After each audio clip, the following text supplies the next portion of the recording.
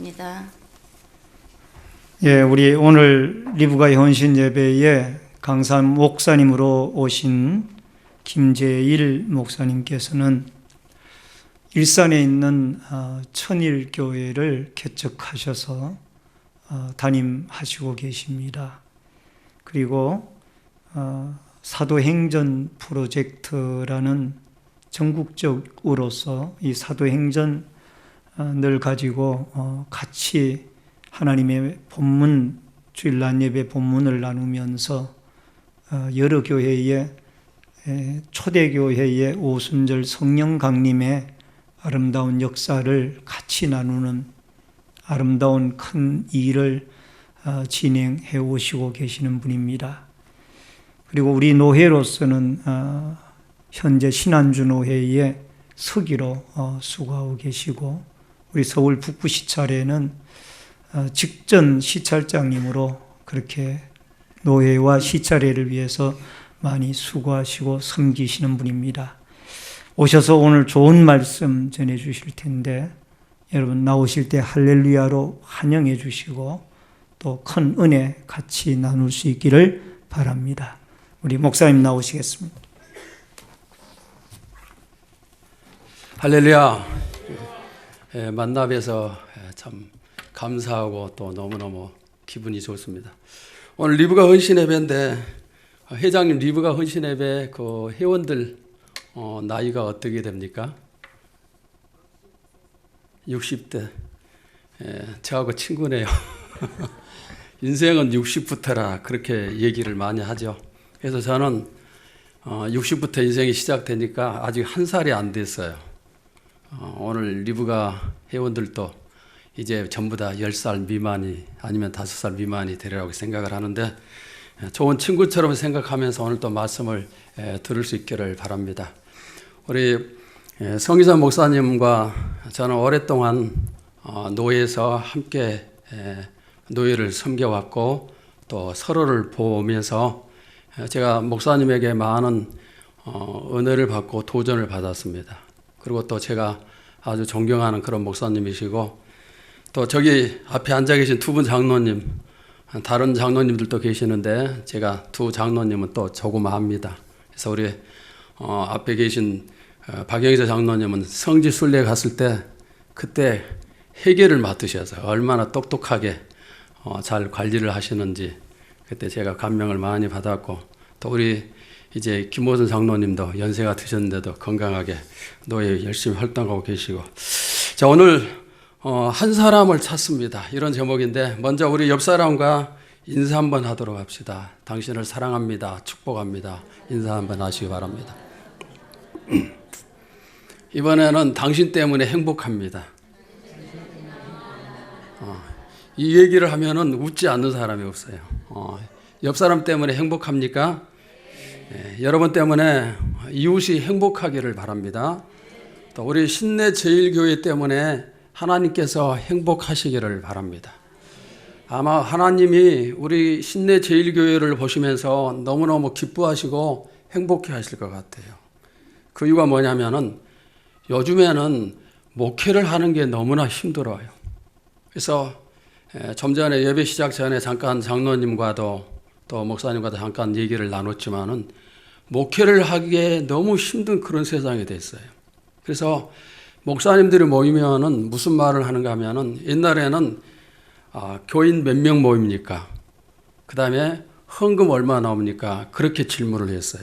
그러나 지금은 그런 질문을 하지 않아요. 그래서 목사님들끼리 교인 몇 명 모입니까? 질문하는 것은 신뢰에 해당되는 그런 질문이에요. 절대 그렇게 얘기하지 않고 이제는 어떻게 하는가 하면은 어디서 목회하십니까?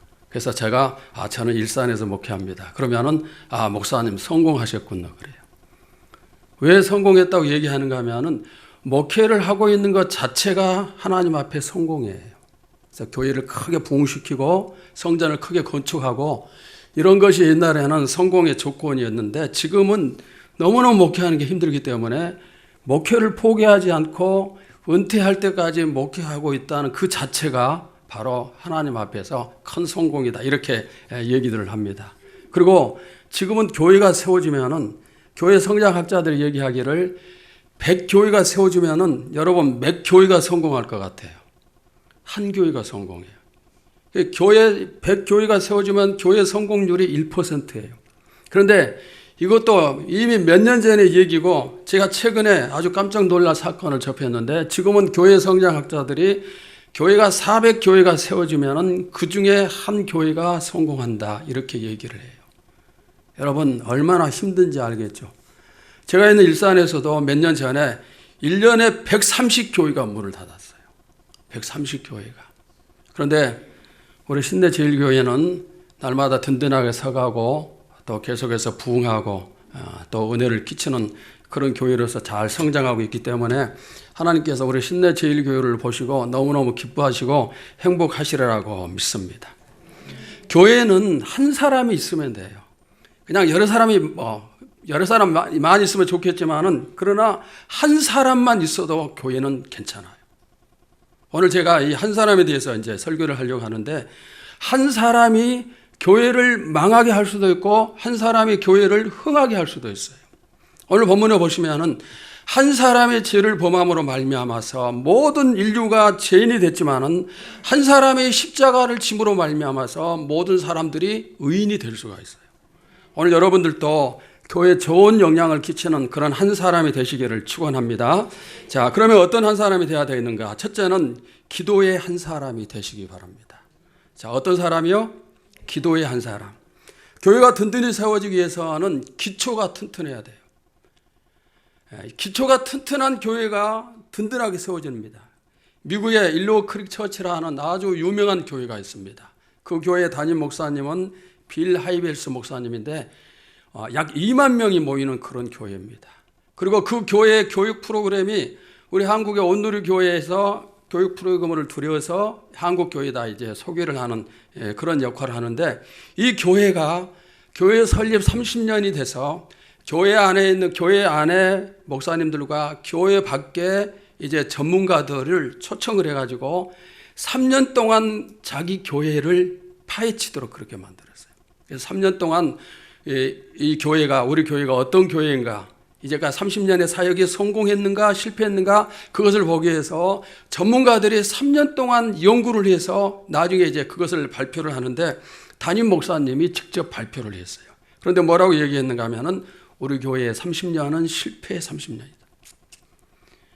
제자 훈련하고 그다음에 좋은 시설을 갖추고 있고 그리고 미국과 심지어 우리 한국 교회도 아주 많은 영향을 끼치는 그런 좋은 교회였는데 그러나 그 교회 담임 목사님이 30년을 마무리하면서 내린 결론이 우리는 실패했다. 제자 훈련 열심히 했고 또 그 다음에 좋은 시설이 있었고 그리고 정말 두루두루 좋은 프로그램을 가지고 목회를 했지만 실패했다. 그래서 이제 우리 교회가 성공하기 위해서는 기본에 힘쓰는 교회가 되어야겠다. 이렇게 고백을 했어요. 여러분 큰 건물이 성공 가져다주고 좋은 프로그램이 성공 가져다주고 그게 아니에요. 여러분의 신앙의 기초 또 우리 신내제일교회의 신앙의 기초가 튼튼할 때 거기에 반석의 교회가 세워집니다. 그러니까 기초가 튼튼해야 돼요. 그러면은 교회 기초가 도대체 어떤 것인가? 기초가 튼튼해야 성공할 수 있는데 어떤 것이 기초인가? 제가 생각할 때는 이런 것이 있어요. 예배나 말씀, 기도, 그 다음에 교제, 전도 이 5가지 정도가 교회의 가장 중요한 기초가 아닌가 이렇게 생각을 합니다. 그런데 이 5가지 기초 가운데서도 가장 중요한 기초가 과연 어떤 것일까? 이건 각자가 다르게 판단할 수 있지만은 제 판단에 의하면은 기도가 제일 중요한 기초다 이렇게 생각을 해요. 왜냐하면은 예수님께서 예루살렘 성전에 입성을 하셨죠. 그러면서 거기에 장사하는 사람들을 꾸짖습니다. 너희가 아버지의 성전을 도적의 구렬로 만드는구나. 아버지의 집은 뭐 하는 집이라? 기도하는 집이라 그랬어요. 하나님의 성전은 성경 공부하는 집이고 예배 드리는 곳이고 교제하는 곳이고 그렇게 말씀하시지 않고 아버지의 집은 또는 내 집은 기도하는 집이라 그랬어요. 그러니까 그런 말씀을 생각할 때 기도가 가장 중요한 기초가 아닌가 그렇게 저는 생각을 합니다. 사도행전이 시작될 때 사도행전이 시작하기 위해서는 성령이 임하셔야 되죠. 성령이 임하시기 위해서 120명이 모여서 했던 일이 뭔가 그들은 전심전력으로 기도를 했어요. 그리고 그 전심전력의 기도가 성령의 임재로 연결되어지고 그때부터 신약의 교회가 시작되고 사도행전이 시작이 되어졌어요. 여러분도 기도에 힘을 쓰시고 기도에 힘쓰는 그런 교회를 만드시기를 바랍니다. 제가 오늘 우리 나이가 좀 든 리브가 헌신 예배이기 때문에 예화를 많이 준비를 했어요. 상계동에 하면은 저희 형님 교회가 있습니다. 노원역 옆에 3일 교회라고 교회가 있는데 그 교회는 한 2,000명 정도 모이는 그런 교회예요.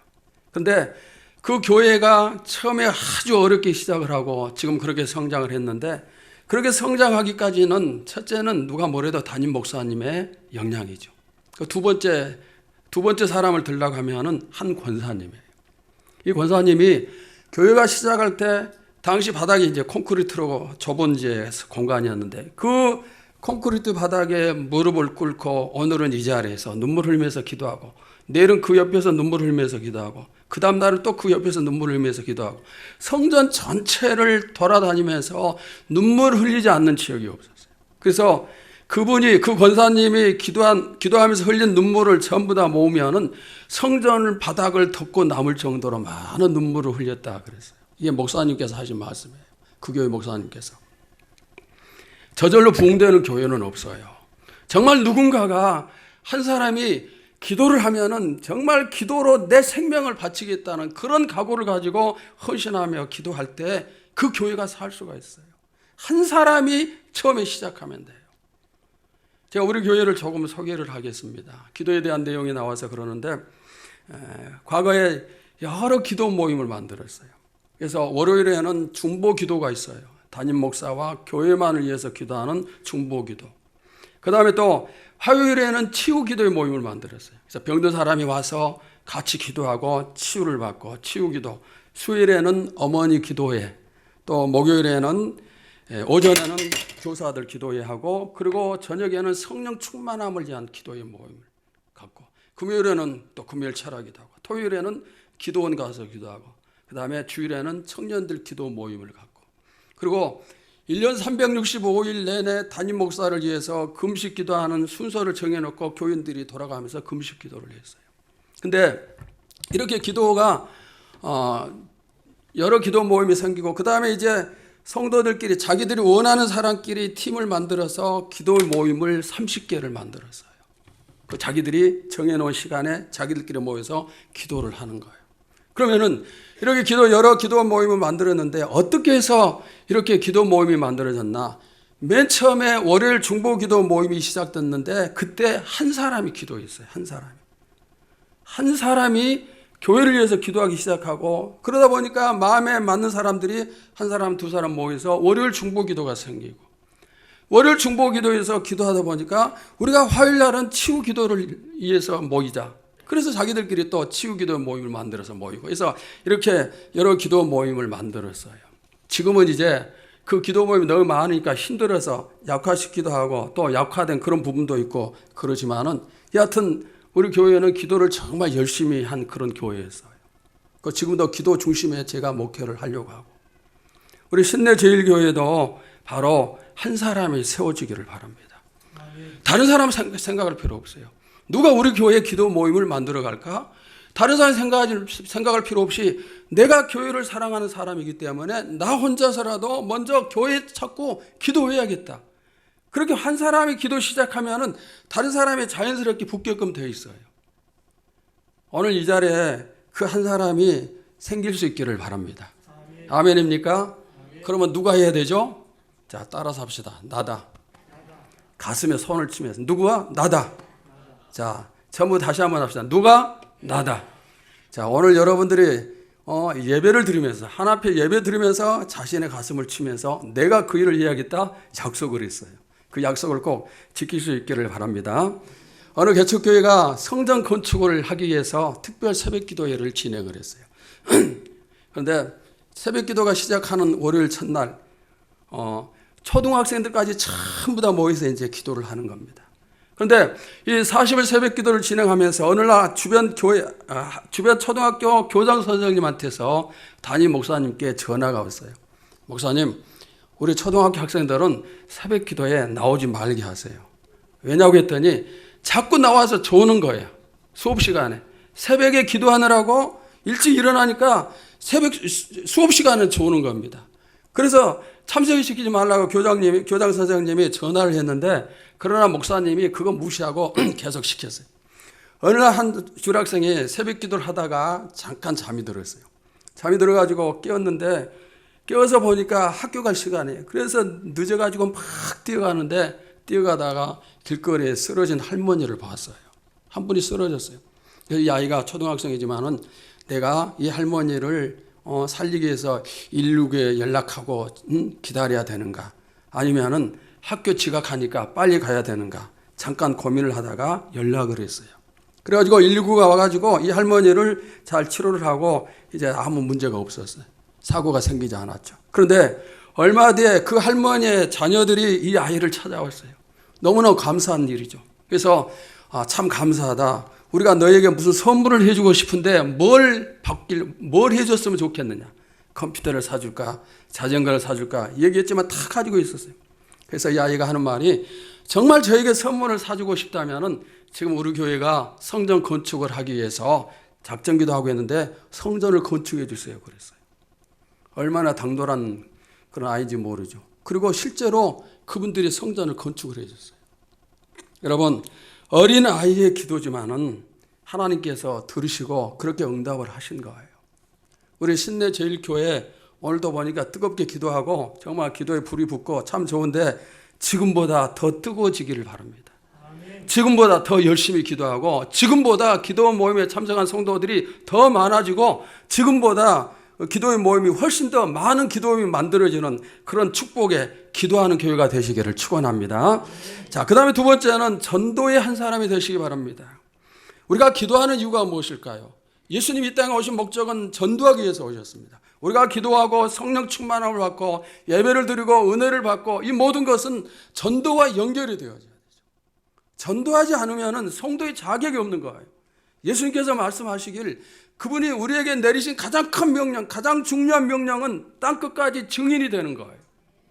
복음을 전하는 일이 가장 중요한 명령입니다. 그러니까 우리가 그 일에 힘을 써야 됩니다. 성경에 보시면은 주께서 날마다 믿는 자를 더하시니라 그랬어요. 사도행전에 그런 내용이 나오죠. 여러분, 사실 우리가 지금 전도하는 게 너무너무 힘들어요. 우리 교회도 전도 천막을 치고 화요일 날, 목요일, 토요일 3일째 전도를 하는데, 한 번은 부침개를 부치고, 한 번은 또 떡볶이를 만들고, 옛날에는 솜사탕 주고, 또 옥수수를 튀기는 게 뭐죠? 팝콘을 만들어주고, 사람들이 정말 잘 받아가요. 그러나 교회는 오지 않아요. 전도지 만장을 만들어서 길거리에서 전해줬을 때 그걸 받고 한 사람이라도 교회 찾아오겠어요? 아무리 많은 것을, 떡볶이를 준비하고 팝콘을 준비하고 선물을 준비하고 전도한다고 해서 받고 그들이 교회로 돌아오겠어요? 돌아오는 사람은 거의 없어요. 우리가 지금 전도해서 예수 믿게 하는 것은 정말 힘든 거예요. 그러면은 전도해서 예수 믿게 하는 게 너무 힘든 것이니까 하지 말아야 되는가? 그게 아니에요. 우리가 속아 넘어가는 게 바로 거기에요. 전도해도 요즘에는 등록하는 사람이 없다, 그렇게 얘기하면서 전도의 무용론을 주장하는 사람들이 너무너무 많지만은, 그러나 우리 교회에 부흥을 주시는 분은 우리가 아니고 하나님이 주시는 거예요. 하나님은 어떤 교회에 부흥을 주시는가? 쉬지 않고 끝까지 복음을 전하는 그런 교회에 부흥을 주시는 거예요. 그러니까 우리가 전도지 돌리는 게 효과가 없을지라도 나가서 해야 되는 거예요. 사람들 만나서 전하는 게 그들이 받아들이지 않더라도 나가서 해야 되는 거예요. 하나님은 그것을 보시고 교회 부흥을 주시는 거예요. 주님께서 신내 제일교회에 날마다 믿는 자를 더하게 하심을 믿습니다. 지금도 오후 예배에 많은 성도들이 참석을 하셨는데, 앞으로 올해 2배가 3배가 더 나가서 더 큰 축복의 부흥을 이루심을 믿습니다. 하나님께 달려있어요. 하나님께. 현대 선교의 아버지라고 불리는 윌리엄 케일이라는 선교사가 있어요. 이 선교사가 1793년에 영국에서 인도로 파송을 받아갑니다. 근데 파송을 받아가는데 거기는 언어가 다르죠. 그 다음에 문화가 다릅니다. 낯설어요. 아는 사람도 없고. 그리고 준비해 간 돈이 얼마 되지 않아서 가자마자 조금 있으니까 돈이 전부 떨어졌습니다. 그리고 5살 된 막내 아들이 죽었어요. 풍토병으로.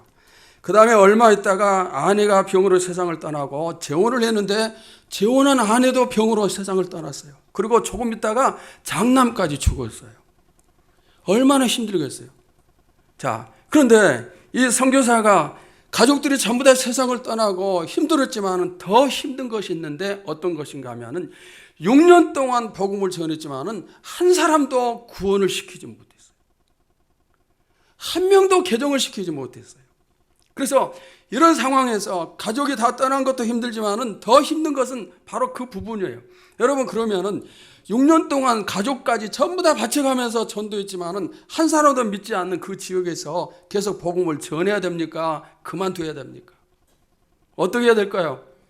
생각으로는 그만두면 안 되겠죠. 그만두지 않았어요. 그런데 1년 뒤에, 즉 7년이 됐을 때 놀라운 사건이 생겼는데 한 사람이 예수를 믿고 돌이켰어요. 그 다음에 조금 있다가 그 사람의 아내가 예수를 믿고 돌이키고, 누나가 돌이키고, 또 가족들이 돌이키고, 또 과부 한 사람이 돌이키고, 그렇게 하면서 갑자기 7년이 지나면서부터 믿는 사람들이 많아지기 시작을 하는 거예요. 그런데 더 중요한 사실은 맨 처음에 돌이켰던 이 사람이 하나님을 만난 순간 그 다음부터 자기 집을 오픈을 시켰어요. 그리고 자기 집에서 성경 공부를 하고 또 사람들을 대접하고 예배를 드리고, 그렇게 하면서 복음이 인도에 넓게 이제 확장이 되어졌어요. 여러분, 이 윌리엄 캐리라는 선교사는 어떤 일을 하는 사람인가 하면은 구두 수선공이에요. 무디가 구두 수선공이었던 것처럼 이 사람도 똑같은 사람이에요. 그런데 7년 동안 열매 한 명도 먹지 못하다.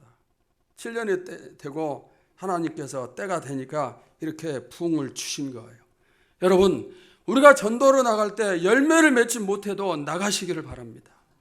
두 사람이 짝을 지어 나가야 되지만은 내 짝이 없으면은 혼자라도 나가세요.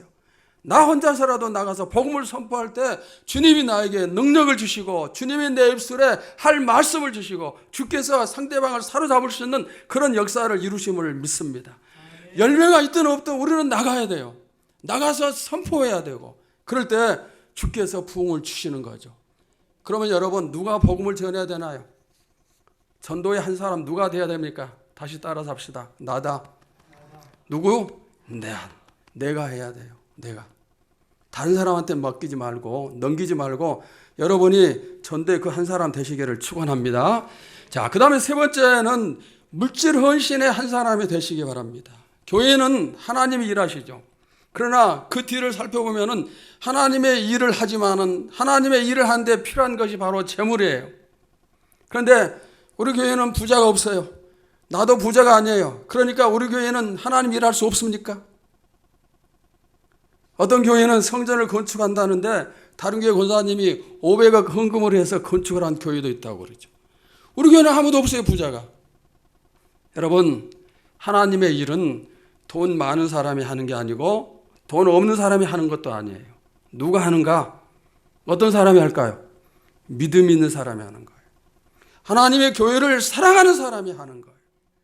여러분들이 교회를 사랑할 때 우리 모두는 많은 것은 없지만은 저를 비롯해서 여러분 모두 다 하나님께 들을 수 있는 오병이어는 가지고 있어요. 그게 별것 아니에요. 한 소년이 오병이어를 들었어요. 한 끼 식량이에요. 별것 아니에요. 여러분, 미국의 백화점 왕이라는 존 워너 메이커 책을 읽어보셨을 겁니다. 거기에 보니까 이 존이 13살 때 일이에요.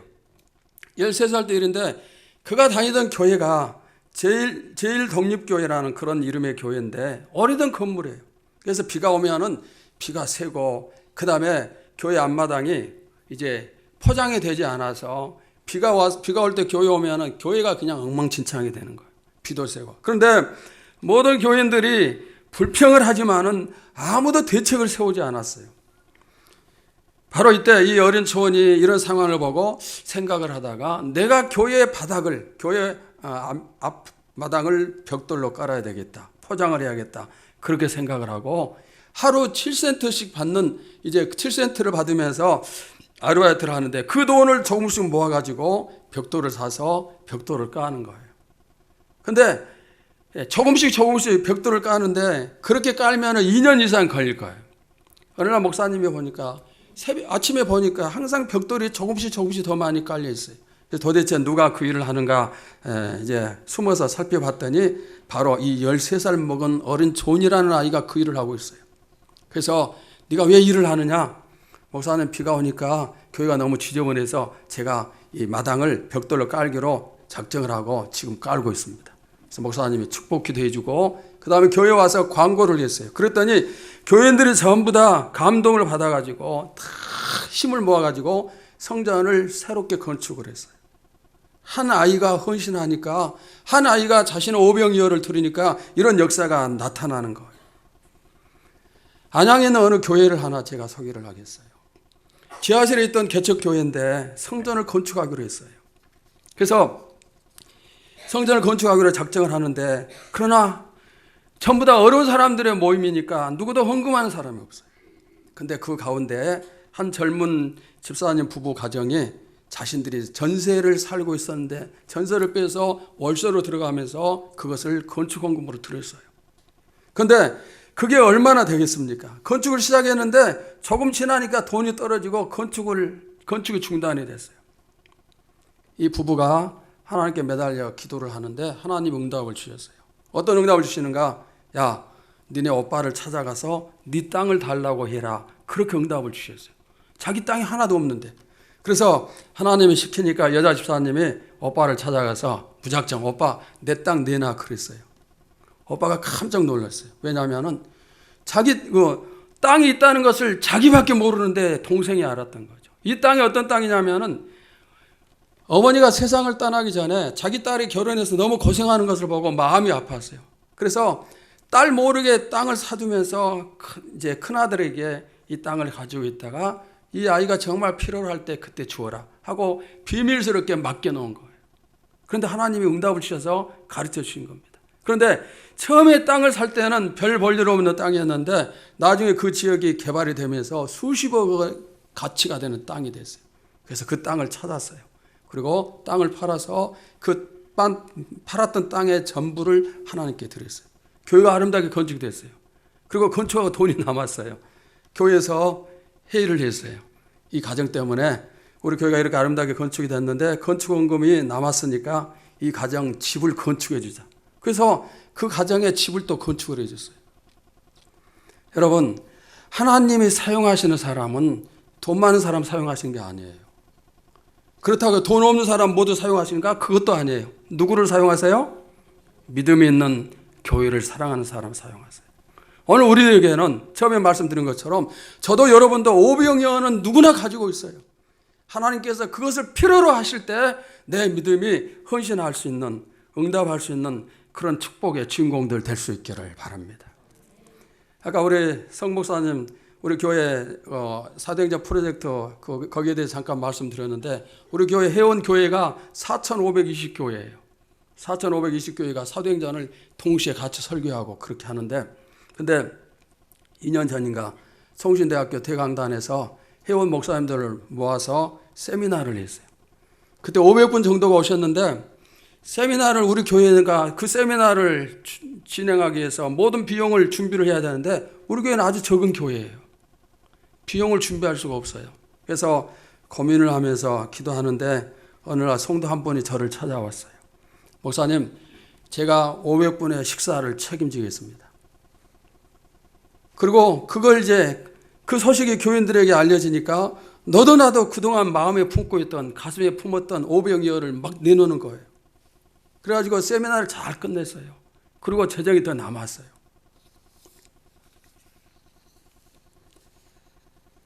하나님의 일은 우리가 하나님을 사랑할 때 얼마든지 할 수 있음을 믿습니다. 교회를 사랑하면 얼마든지 할 수 있음을 믿습니다. 하나님께서 우리에게 내가 너의 오병이어가 필요하다 말씀하실 때 순종할 수 있기를 바랍니다.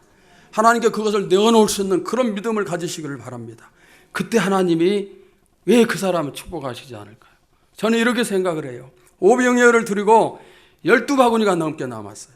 그것이 누구의 몫이 되었을까? 아마 예수님께서 그 소년에게 전달하게끔 하시지 않았나 이렇게 생각을 합니다. 그 다음에 네 번째는 몸을 바쳐 봉사하는 한 사람이 되시기를 바랍니다. 내가 기도를 못해도 전도를 못해도 또 물질로 헌신하지 못한다 할지라도 나에게는 들을 수 있는 제일 좋은 무기가 있어요. 그것이 바로 내 몸이에요. 내 몸을 얼마든지 하나님께 들을 수가 있어요. 내가 교사할 수 있고 성가대 할 수 있고 또 차량 운행할 수 있고 주일날 성심 준비할 수 있고 설거지 할 수 있고 성전 청소할 수 있고 얼마든지 할 수가 있어요. 내 몸을 들여서 하나님 일할 수 있기를 바랍니다. 얼마 전에 우리 교회가 어느 여 전도사님을 초청해서 간증 집회를 가졌습니다. 그런데 그 전도사님이 이런 간증을 했습니다. 어떤 거냐면 광명에 있는 어느 교회 얘기예요. 이 교회가 목사님이 여기도 성전 건축하겠다고 선포를 하면서 이제 내일부터 특별 새벽기도 하겠습니다. 그랬어요. 개척 교회니까 계획도 없이 그냥 갑자기 얘기를 하신 거예요. 그리고 그 다음 월요일 날 새벽기도가 시작하는데 아무도 안 나왔어요. 한 명 나왔어요. 왜냐하면 교인들은 성전 건축하는 게 사실 싫거든요. 그래서 성전 건축하는 게 싫기 때문에 아무도 안 나왔고 한 사람 나왔는데 남자 청년 한 명이 나왔는데 그 청년이 누구냐 하면은 시골에서 올라와 공고를 졸업하고 올라와서 구로동에서 공장 생활하는 청년이에요. 목사님과 둘이서 새벽 기도를 하는데 이 청년이 하나님 제가 성전 건축을 위해서 할 수 있는 일이 무엇입니까? 하고 기도를 하는데 하나님께서 너 3년 동안 공장 생활하면서 모아놓은 돈 있지 않느냐. 그래서 이 청년이 그것을 하나님께 드렸어요. 그리고 그걸로 교회 지하를 파고 털을 닦는데 금방 또 공사가 중단됐어요. 비가 오니까 피가 고이고 이 청년이 다시 또 기도를 합니다. 하나님 이제 어떻게 해야 됩니까? 그랬더니 하나님 응답하시길 네가 또 해라 그랬어요. 하나님 저는 3년 동안 모든 것 전부 드렸는데 나머지 제가 뭐가 있습니까? 드릴 거 없습니다. 그때 하나님께서 너의 눈을 바쳐라 그랬어요. 너의 몸을 바치고 너의 눈을 바쳐라. 여러분 당시에는 그런 게 있었어요. 그래서 눈이 필요한 사람 있으면 병원에 등록하고 내가 등록하고 기다리면 연결이 되면 내 순서가 되면 병원 가서 수술받고 돈을 받는 거예요. 그 청년이 세브란스 병원에 이제 눈을 팔겠다고 신청을 하고 때가 돼서 연락이 와서 가서 수술을 받습니다. 수술을 받기 전에 의사가 얘기를 해요. 보니까 젊은 청년인데 젊은이가 무슨 사정이 있어서 이렇게 눈까지 팔려고 하는가 한번 얘기나 들어보자. 그래서 이 젊은 청년이 교회에 있었던 얘기를 전부 다 하는 거예요. 이 의사가 얘기를 듣고 하는 말이 내가 만약에 너의 눈을 수술하면은 하나님이 내 눈을 빼앗아 가실 것 같다. 내가 교회 안수집사인데 수술하지 못하겠다. 대신 그 건축 헌금, 눈값을 교회에 헌금을 하겠다. 여러분 이런 일들도 다 있어요. 그리고 그 일이 감동이 되니까 그동안 마음을 닫았던 교인들이 전부 다 또 마음 열고 동참해서 아주 아름다운 성전이 건축이 됐어요. 우리 교회 왔던 전도사님께서 그 간증을 했어요. 그러면은 이 공고 다니는 청년에게 하나님이 어떤 축복을 주셨을까요? 그 교회에 피아노 반주하는 아주 아름다운 자매가 있는데 이화여대 출신이에요. 피아노과를 나보고 간증을 하는데 이 자매도 결혼할 때가 돼가지고 하나님 신랑 주세요 결혼하는데 하나님께서 응답 주시기를 그 공고 나온 청년하고 결혼해라. 여러분 세상적으로는 이어질 수 없죠. 그러나 하나님이 역사하시니까 또 교회를 사랑해서 내 몸과 내 가진 모든 것을 전부 다 하나님께 드리는 그런 모습을 하나님이 보시고 이렇게 축복을 하셨음을 믿습니다. 어른만 봉사한 게 아니에요. 애들도 마찬가지예요. 제가 지난 주간에 우리 가족들 전부 기도원 가서 금식을 하고 또 기도하면서 놀았는데 그때 강사 목사님 한 분이 이런 설교를 했어요. 여러분 모두 다 하나님의 일을 한 가지씩은 꼭 하십시오. 그 설교를 했더니 설교가 끝난 다음에 초등학교 6학년 학생이 찾아왔어요. 아이스크림 하나 사가지고 와서 껍질을 빼고 목사님 입에 넣어주면서 목사님 저한테도 할 일을 주세요. 목사님이 초등학생한테 일 줄 게 뭐가 있어요? 교회에서 할 일은 뭐가 있어요? 그런데 볼 때마다 목사님 저에게 일을 주세요. 그래서 기도하는 가운데 목사님 생각에 교회 주차장이 조금만 바람이 불면 낙엽이 들어오고 그래서 지저분한데 이제 너는 교회 주차장을 청소하는 슬기가 되라. 그 다음부터는 이 아이가 좋아서 난리를 치면서 했던 주차장을 쓰는 거예요. 어린 아이들도 하나님이 사용을 하시는 거예요. 사랑하는 여러분, 오늘 제가 이런 말씀을 드리는 것은 여러분도 집 바치고 눈 바치고 그렇게 해서 봉사하라 그게 아니에요. 그런 의미로 말씀하는 게 아니에요. 우리가 방법은 다르지만은 하나님께 우리도 다른 방법을 통해서 쓰임을 받을 수가 있어요. 하나님은 여러분을 사용하시길 원하시고 우리가 쓰임을 받을 때 그게 나에게 손해가 되고 희생이 되는 것 같지만은 그것이 바로 우리에게 큰 축복이 되어져요. 하나님 우리를 사용하시고자 하는 이유는 우리를 축복하시기 위함임을 믿습니다. 물론 여러 사람이 한꺼번에 쓰임받고 힘을 합치면 더 좋겠지만은 그렇지 못한다 할지라도 나 한 사람만이라도 내가 쓰임을 받을 때 하나님께서 역사하시고 그 쓰임이 우리 신내제일교회를 든든하게 세우고 부흥으로 이끌어 가심을 믿습니다. 주님이 우리를 위해서 뭘 하셨나요? 예수 그리스도가 나를 위해서 뭘 하셨나요? 오늘 우리가 이 교회에 모여서 예배드리고 헌신 예배하는 또 하나님 말씀을 듣는 그 이유, 그 원인은 뭐예요? 예수님께서 나의 십자가 지시고 나를 위해서 죽으심으로 말미암아 그 은혜를 통해서 우리가 이런 축복을 누리고 있어요. 주님이 나의 십자가까지 지셨어요. 나를 살리기 위해서 자신의 목숨을 들이셨어요. 그런데 우리는 어떠한가요? 이런 사랑을 받고 이런 축복을 받으면서도 하나님은 우리에게 요구하실 때 우리는 그 헌신의 요구 앞에서 묵묵부답이고 그리고 모른 척하고 주님이 나를 위해 희생하신 것처럼 이제는 우리가 희생해야 될 때라고 믿습니다. 오늘 특별히 리브가 헌신 예배를 드리는데 우리 리브가 여전대에서 더 많은 헌신이 이루어질 수 있기를 바랍니다. 우리에게 왜 직분을 주실까요? 헌신하고 한 사람이 되게 하기 위해서. 또 왜 헌신 예배를 드릴까요? 한 사람이 되도록 하기 위해서 우리에게 하나님이 허락하시는 거예요. 목회는 사람을 잘 만나야 되는 것 같아요. 우리 성기자 목사님은 참으로 훌륭하신 그런 분이죠. 노예 많은 목사님들 계시지만은 정말 존중을 받아요. 존중받고 또 인정을 받고 항상 저는 옆에서 보면서 바른 길, 즉 정도를 걷는 목사님임을 알았어요. 정도, 좌우로 치우치지 않고 타협하지 않고 정도를 걷고 또 하나님 편, 진리의 편에 서고 그래서 목사님의 그 신실하심이 저도 많은 영향을 받고 많은 목사님들이 우리 목사님을 그렇게 존중을 해요. 그런데 여러분들만 좋은 목사 만나면 안 되잖아요. 그렇죠? 목사님도 좋은 성도를 만나야 되죠. 목사님도 좋은 성도 만나야 돼요. 서로가 좋은 사람을 만나야 되죠. 그래서 목회는 좋은 사람을 만나야 성공한다 그런 말을 하고 있습니다. 이제 여러분들이 이제까지도 좋은 장로님, 좋은 권사님, 좋은 집사님 이렇게 좋은 성도의 길을 걸으셨겠지만은 오늘 이 예배를 통해서 한 단계 더 성숙하는 더 좋은 성도가 되시기를 바랍니다. 우리가 좋은 성도가 돼서 목사님과 힘을 합해서 함께 나가면은 들어올 게 뭐가 있겠어요? 못할 게 뭐가 있겠습니까? 말씀을 마치겠습니다. 여러분들이 앞으로 축복을 받아서 이 목사님의 오른팔과 왼팔 역할을 하는 그런 사람이 되기를 소원하면서 제가 책에 보니까 이런 내용이 있었어요. 이미 여러분도 다 듣고 알고 있는 내용일 수도 있지만은 세계 최고의 부자가 되는 축복을 누렸던 록펠러가 그의 어머니가 록펠러에게 10가지 유언을 내렸어요. 그런데 그 유언을 실천함으로 말미암아서 록펠러가 세계 최고의 부자가 됐어요. 이것을 소개하면서 말씀을 마치겠어요. 첫째는 하나님을 친아버지 이상으로 섬겨라. 친아버지보다 더 중요한 공급자는 하나님이시다. 두 번째는 목사님을 하나님 다음으로 섬겨라. 목사님과 좋은 관계 속에서 하나님의 말씀을 듣고 따르는 것이 축복된 길이다. 세 번째는 오른쪽 주머니에는 항상 11조를 준비해라. 네 번째, 아무도 원수를 만들지 말라. 다른 사람들과의 관계가 좋지 않으면 말마다 장애 요소가 될 수 있기 때문이다. 또 다섯 번째, 예배 드릴 때에는 항상 맨 앞자리에 앉아라. 예배 드리고 말씀 듣는 일에 누구보다도 앞장서서 하려는 노력이 필요하다. 여섯 번째, 아침에 목표를 세우고 기도하라.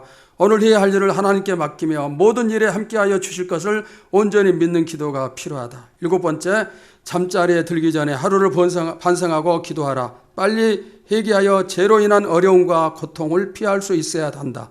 여덟 번째, 남을 도울 수 있으면 힘껏 도우라. 그리고 도와준 일에 대해 절대로 나팔을 불면 안 된다. 아홉 번째, 주일 예배는 본교회에서 드려라. 하나님의 자녀로서 교회에 충성해야 된다.